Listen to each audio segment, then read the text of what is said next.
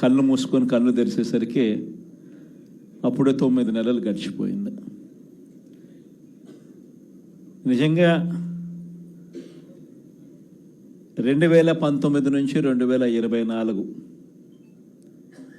మన ప్రభుత్వం ఉన్నప్పుడు, అంటే వైఎస్ఆర్సిపి జగన్ 1 పరిపాలన ఉన్నప్పుడు మనమంతా కూడా ఆ 5 ఏళ్ళు చరిత్రలో ఎప్పుడు చూడని విధంగా, ఇంతకుముందు ఎప్పుడైనా ఇది సాధ్యమేనా అని అనుకునే పరిస్థితి నుంచి కాదు, లేదు, ఇది సాధ్యం అవుతుంది అని చెప్పి చరిత్ర మార్చిన పాలన చూపించగలిగిన పాలన ఎక్కడైనా జరిగింది అని అంటే అది వైఎస్ఆర్ కాంగ్రెస్ పార్టీ పాలనలోనే మాత్రమే జరిగిందని చెప్తాను. ఈరోజు పరిస్థితి ఏమిటి అని చెప్పి ఒక్కసారి చూస్తే, నేను చెప్పిన ప్రతి అంశంలో కూడా ఒకవైపున సూపర్ 6 గాలికి ఎగిరిపోయింది, సూపర్ 7 గాలికి ఎగిరిపోయింది, ఎన్నికలప్పుడు చెప్పిన మేనిఫెస్టో చెత్తబుట్టలోకి వెళ్ళిపోయింది, ప్రజలకు ఇచ్చిన మాటలు మోసాలుగా తేలిపోయాయి. మరోవైపున వ్యవస్థలన్నీ కూడా, ఇప్పుడు నేను చెప్పిన వ్యవస్థలన్నీ కూడా విద్య, వైద్యం, వ్యవసాయం, గవర్నెన్స్, అన్ని వ్యవస్థలు కూడా తిరోగమనంలో కనిపిస్తూ ఉన్నాయి. కేవలం ఒకే ఒక వ్యక్తి మారాడు ముఖ్యమంత్రి, ఒకే ఒక పార్టీ మారింది, వైఎస్ఆర్సీపీ పక్కకు పోయి టీడీపీ వచ్చింది. తేడా అంతే. ప్రతి వ్యవస్థ తిరోగమనం, ప్రజలకు అంతవరకు అందుతూ ఉన్న ప్రతి పథకం రద్దు, వీళ్ళు చేస్తామన్న ప్రతి పథకము మోసం, అబద్ధం. కేవలం 9 నెలల కాలంలోనే ఇవన్నీ మన కళ్ళ ఎదుటే ఇవాళ కనిపిస్తూ ఉన్న పరిస్థితులు. నేను అందుకనే చెప్తా ఉన్నా, ఈరోజు ఓడిపోయినా కూడా చెప్తా ఉన్నా, మనకి ఇంతకుముందు 50% ఓట్ షేర్ వచ్చింది. ఈ ఎన్నికలు అయిపోయేసరికి మన ఓట్ షేర్ 40%. ఒక 10% ఓట్ షేర్ మనకు రావాల్సింది రాకుండా పోయింది. కారణం, ఆ రోజు కేవలం మీ జగన్ అబద్ధాలు చెప్పలేకపోయాడు, అదొక్కటే కారణం.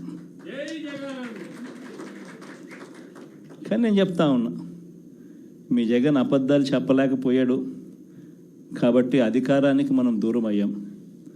కానీ అధికారానికి దూరం అయినా కూడా మీ జగన్ మీ గుండెల్లోనూ మీ మనసుల్లోనూ లీడర్ అంటే ఇలా ఉండాలి అని చెప్పి మాత్రం ముద్ర వేయగలిగాడు. కారణం ఏమిటంటే, రాజకీయాల్లో ఉన్నప్పుడు విలువలు ఉండాలి, రాజకీయాల్లో ఉన్నప్పుడు విశ్వసనీయత అన్న పదానికి అర్థం తెలియాలి. ఈ జగన్, మీ జగన్ మరో 30 సంవత్సరాలు రాజకీయాల్లోనే ఉంటాడు. ఈరోజు తెలుగుదేశం పార్టీ కార్యకర్తలు, తెలుగుదేశం పార్టీ నాయకులు ఏ ఒక్కరూ కూడా ఏ ఇంటికి వెళ్ళే పరిస్థితి లేదు. వీళ్ళు గన ఇళ్ళకు పోవడం మొదలు పెడితే, వీళ్ళు గన ప్రజల్లో తిరగడం మొదలు పెడితే ఏమవుతుంది? ఆ ఇంట్లో నుంచి ఆ చిన్నపిల్లలు మొదలు పెడతారు. ఏమంటారు? నా 15,000 ఏమైంది, నా 15,000 ఏమైంది, నా 15,000 ఏమైందని.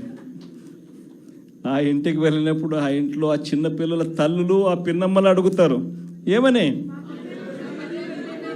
నా 18,000 ఏమైంది, నా 18,000 ఏమైంది, నా 18,000 ఏమైందని. ఆ ఇళ్ళకు పోతే ఆ అమ్మలు, ఆ పిన్నమ్మల అత్తలు, వాళ్ళ అమ్మలు వాళ్ళేమడుగుతారు? మాకు 50 ఏళ్ళ వయసు వచ్చింది, మాకు 50 ఏళ్ళ వయసు వస్తూనే మీరేమన్నారు?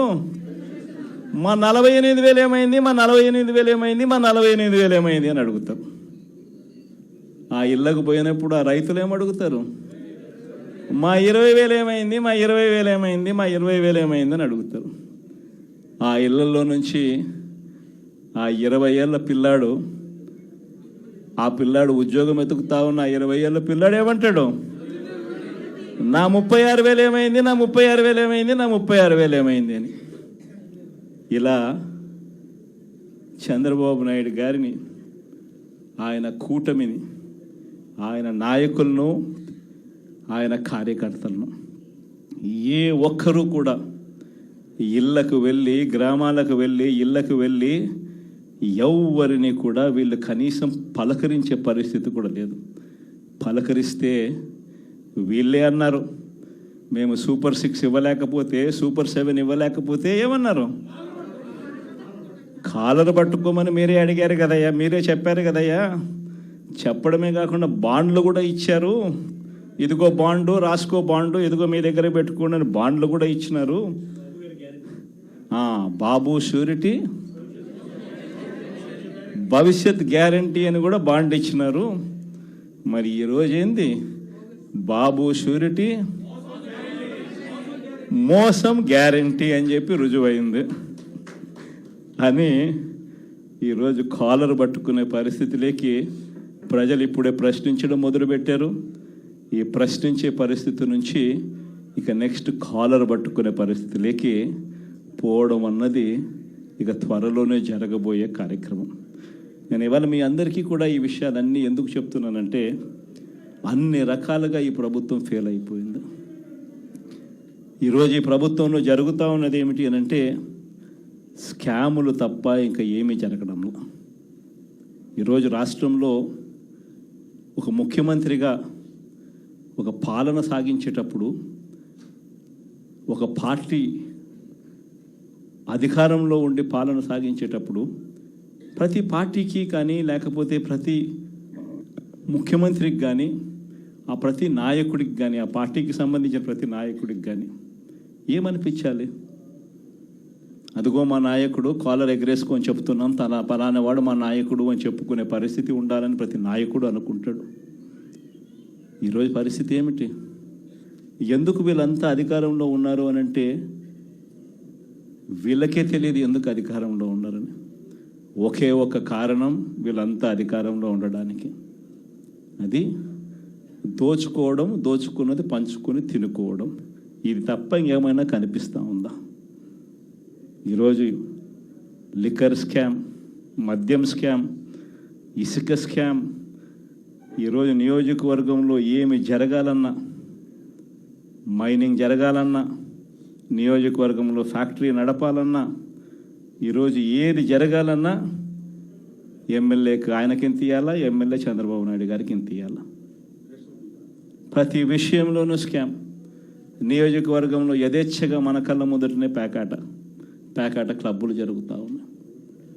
యథేచ్ఛగా ఇవన్నీ జరుగుతూ ఉన్నాయి మన కళ్ళ ఎదుట. ప్రశ్నించే స్వరం ఎవరైనా ప్రశ్నిస్తారేమో అని, ప్రశ్నించకూడదు అని ఏకంగా చిన్నపిల్లలను కూడా చూడుకోకుండా వాళ్ళందరినీ సోషల్ మీడియా కింద 111 సెక్షన్ పెట్టి, అంటే ఆర్గనైజ్డ్ క్రైమ్ అంట. సోషల్ మీడియాలలో నువ్వు చేసే తప్పును ప్రశ్నిస్తే, ఎందుకయ్యా సూపర్ 6 ఇవ్వడం లేదు, ఎందుకయ్యా సూపర్ 7 ఇవ్వడం లేదు అని చెప్పి ప్రశ్నిస్తే ఆర్గనైజ్డ్ క్రైమ్ అట. టెర్రరిస్టులకు పెట్టే క్రైమ్ ఆర్గనైజ్డ్ క్రైమ్ అని పోస్టింగ్ను పెట్టిన వాళ్ళను, చిన్నపిల్లలను కూడా చూడుకోకుండా వాళ్ళందరినీ జైళ్ళలో పెట్టి 40 రోజులు, 30 రోజులు, 50 రోజులు రకరకాల స్టేషన్ల చుట్టూ తిప్పి, రకరకాల జిల్లాలన్నీ తిప్పి వాళ్ళందరినీ కూడా ఇబ్బందులు పాలు చేసే కార్యక్రమం జరుగుతూ ఉంది. కానీ ఒకటి చంద్రబాబు నాయుడు మర్చిపోతూ ఉన్నాడు. ఎప్పుడైనా కూడా మంచి పేరు తెచ్చుకొని ప్రజల్లో పాలన సాగిస్తే ప్రజలు మళ్ళీ ఎన్నుకుంటారు. కానీ ఈ మాదిరిగా పదవిని దుర్వినియోగం చేసి ఈ మాదిరిగా చేయడం మొదలు పెడితే, ఇదే చంద్రబాబు నాయుడు గారికి వైఎస్ఆర్ కాంగ్రెస్ పార్టీకి చెందిన ప్రతి కార్యకర్త తరపున చెప్తా ఉన్నా, నెక్స్ట్ వచ్చేది వైఎస్ఆర్సీపీ 2, జగన్ 2 పాలన వస్తుంది. ఎవడెవడైతే ఈ మాదిరిగా చేశాడో, ఎవడిని వదిలిపెట్టమని చెప్పి సందర్భంగా కూడా ఖచ్చితంగా చెప్తాను. వీళ్ళందరినీ కూడా చట్టం ముందర గట్టిగా నిలబెడతాం. ఆ కోవిడ్ వచ్చేసరికి ఆ తర్వాత 2.5 సంవత్సరం కోవిడ్కి సంబంధించిన పరిస్థితుల మధ్యనే మనమంతా కూడా బ్రతికాం. అందుకే పాలనలో ప్రతి అడుగు, ప్రతి నిమిషం, ప్రతి విషయం ఆ కోవిడ్ సమస్యలను ప్రజలకు ఎలా తోడుగా ఉండాలి అనే విధంగానే ప్రతి అడుగు పడుతూ వచ్చింది. కాబట్టి కార్యకర్తలకు బహుశా చేయగలిగినంత నేను చేయలేకపోయాను అని చెప్పి సందర్భంగా ఖచ్చితంగా ఒప్పుకోవాల్సింది. కానీ ఈసారి మాత్రం జగన్ 2లో ప్రతి కార్యకర్తకు అండగా తోడుగా ఖచ్చితంగా ఉంటాను అని కూడా ఈ సందర్భంగా చెప్తాను.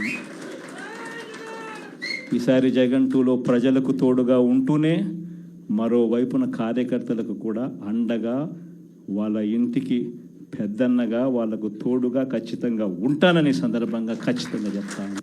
వీళ్ళు దిక్కుమాలిన పాలనలో ఏ మాదిరిగా పాలన చేస్తూ ఉన్నారో కూడా మనమంతా చూసాం. మన తిరుపతి మీ అందరికీ కనిపించుంటుంది. నిజంగా ఈ ఒక్కొక్క కార్పొరేషన్లో వీళ్ళకున్న బలం ఎంత అని చెప్పి చూస్తే తిరుపతి కార్పొరేషన్లో 49 ఉంటే 48 వైఎస్ఆర్సీపీ గెలిచింది. తెలుగుదేశం పార్టీ 1. ఆ 1 గెలిచిన చోట డిప్యూటీ మేయర్ వాళ్ళ మనిషి అని చెప్పి వాళ్ళు చాలా ఏదో గొప్ప కార్యం ఘనకార్యం చేసినట్టుగా వాళ్ళు చెప్పుకుంటా ఉన్నారు. వైఎస్ఆర్సీపీ కార్పొరేటర్లు ప్రయాణం చేస్తూ ఉన్న బస్సును పోలీసుల ద్వారా వీళ్ళే అడ్డుకుంటారు. పోలీసుల ఆధ్వర్యంలో వీళ్ళే దాంట్లో ఉన్న కార్పొరేటర్లను కిడ్నాప్ చేస్తారు. మళ్ళీ వీళ్ళే ఎన్నికల్లో మేమే గెలిచాము అని చెప్పి డిప్యూటీ మేయర్లుగా మావాడే గెలిచాడు అని చెప్పుకునే కార్యక్రమం. ఆ కార్పొరేటర్లు పాపం వచ్చిన తర్వాత వాళ్ళు చెప్పిన గాథలు మీడియా సమక్షంలో మనం అంతా కూడా చూసాం. ఇదే మాదిరిగా ఏలూరు కార్పొరేషన్ 50 డివిజన్ ఉంటే అందులో 47 వైఎస్ఆర్సీపీ, తెలుగుదేశంకి వచ్చింది 3. నెల్లూరు కార్పొరేషన్ 54 డివిజన్ ఉంటే 54 వైఎస్ఆర్సీపీని. హిందూపురం మున్సిపాలిటీ బాలకృష్ణ కనిపిస్తాడు, చంద్రబాబు నాయుడు బావమరిది, ఆయన ఏదో ఘనకార్యంగా చెప్తాడు. 38 డివిజన్లు ఉంటే వైఎస్ఆర్సీపీకి 29 డివిజన్లు వచ్చినాయి. తెలుగుదేశంకి వచ్చింది కేవలం 6. దాంట్లో ఏదో పదవి ఏదో వచ్చిందని చెప్పి ఘనకార్యంగా చెప్పుకుంటా ఉన్నారు. పాలకొండలో 20 ఉంటే 17 వైఎస్ఆర్ కాంగ్రెస్ పార్టీ, 3 టీడీపీ. అక్కడేమో వైఎస్ఆర్ కాంగ్రెస్ పార్టీ వాళ్ళు ఎవరిని కూడా వీళ్ళు ఒక్కరిని కూడా లాగలేకపోయారు. సో వెంటనే ఏం చేశారు? Post phone. తుని 30 ఉంటే 30కి 30 వైఎస్ఆర్సీపీ. తెలుగుదేశం పార్టీకి ఒక్కడు కూడా లేడు. ఆడ కూడా ఉద్రిక్తత పరిస్థితుల మధ్య ఎలక్షన్ పిడుగురాల మున్సిపాలిటీ 33 వైఎస్ఆర్సీపీని. ఈడ కూడా election post phone. Nuzvid municipality 32 ఉంటే 25 వైఎస్ఆర్సీ.